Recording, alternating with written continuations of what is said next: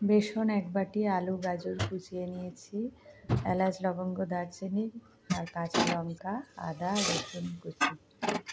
আলু আর গাজর সিটি দিয়ে নিলাম। আর গরম মশলাটা তৈরি করে দিচ্ছি থেতো করে। বেসনের মধ্যে পরিমাণ মতো লবণ দিয়ে নিলাম, জল দিয়ে ভালো করে ফাটিয়ে নিচ্ছি। আলু গাজর সিদ্ধ হয়ে গেছে, লঙ্কার গুঁড়ো দিলাম, চানাচুর দিলাম, লবণ দিলাম আলু গাজরের মধ্যে পরিমাণ মতো। এবার গরম মশলাটা দিয়ে দিচ্ছি যেটা থেতো করে নিয়েছি।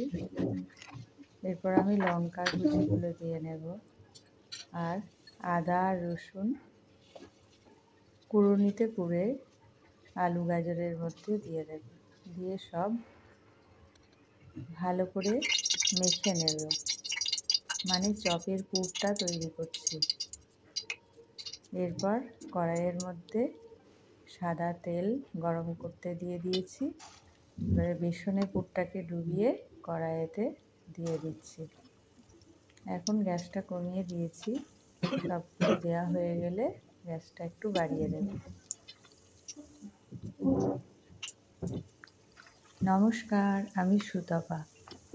আজকে আমি বাড়িতে আলুর চপ বানাচ্ছি জলখাবারের জন্য।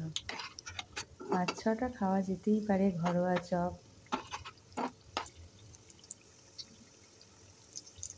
আলুর চপ দিয়ে মুড়ি খেতে কার না ভালো লাগে। এবারে একটু করে উল্টে পাল্টে দেব। একটা দিক কিছুটা হয়ে গেছে। ভীষণ সুস্বাদু জলখাবার বাঙালিদের। বাঙালিরা নোনতা খেতেই বেশি ভালোবাসে, মিষ্টিও ভালোবাসে। এবারে চপ রেডি। এবারে সার্ভ